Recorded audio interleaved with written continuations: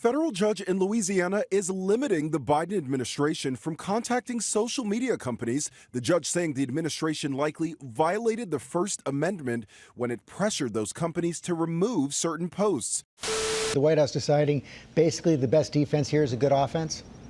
Exactly, George. The White House has been very vocal about this, adamant that the president did nothing wrong, stressing that even after 9 months of investigating, House Republicans have found zero evidence, and noting that even several Republicans, as Rachel said, note that they haven't found anything linking the president to any wrongdoing. The White House, in a statement, saying this is extreme politics at its worst. They've also sent a memo to the media urging them to ramp up scrutiny of House Republicans for what the White House is calling an impeachment inquiry based on lies. Hunter Biden's team echoing that, calling this inquiry one that is based on repackaged, inaccurate conspiracies. Now, despite all of these objections, the White House has been bracing and preparing for this, beefing up the legal team here at the White House.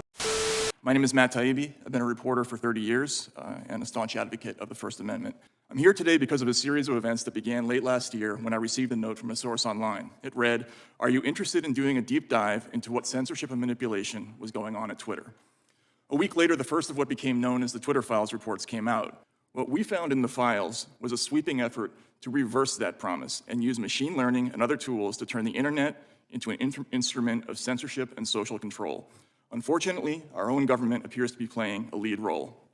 We saw the first hints in communications between Twitter executives before the 2020 election, when we read things like "flagged by DHS" or "please see attached report from FBI for potential misinformation."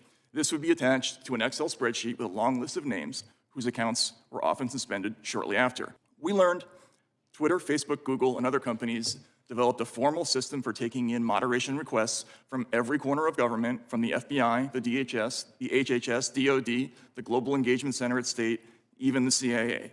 For every government agency scanning Twitter, there were perhaps 20 quasi-private entities doing the same thing, including Stanford's Election Integrity Partnership, NewsGuard, the Global Disinformation Index, and many others, many taxpayer-funded. A focus of this fast-growing network, as Mike noted, is making lists of people whose opinions, beliefs, associations, or sympathies are deemed misinformation, disinformation, or malinformation.